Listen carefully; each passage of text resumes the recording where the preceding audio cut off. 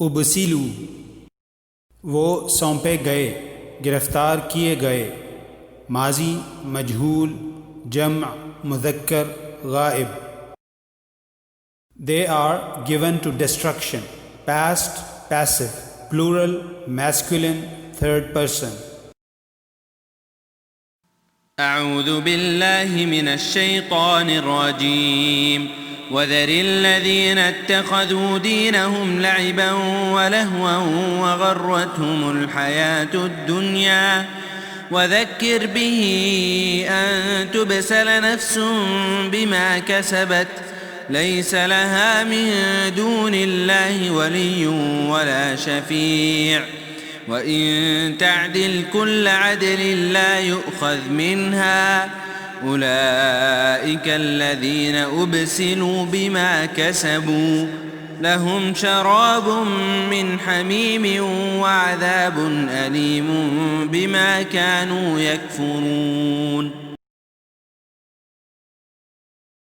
اور ایسے لوگوں سے بالکل کنارہ کش رہیں جنہوں نے اپنے دین کو کھیل تماشا بنا رکھا ہے اور دنیوی زندگی نے انہیں دھوکے میں ڈال رکھا ہے، اور اس قرآن کے ذریعے سے نصیحت بھی کرتے رہیں تاکہ کوئی شخص اپنے کردار کے سبب اس طرح نہ پھنس جائے کہ کوئی غیر اللہ اس کا نہ مددگار ہو اور نہ سفارشی، اور یہ کیفیت ہو کہ اگر دنیا بھر کا معاوضہ بھی دے ڈالے تب بھی اس سے نہ لیا جائے۔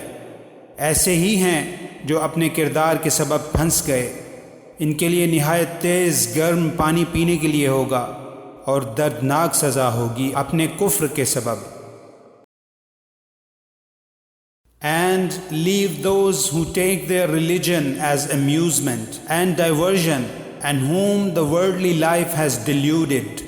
But remind with it, that is the Quran, lest a soul be given up to destruction for what it earned. It will have other than Allah no protector and no intercessor.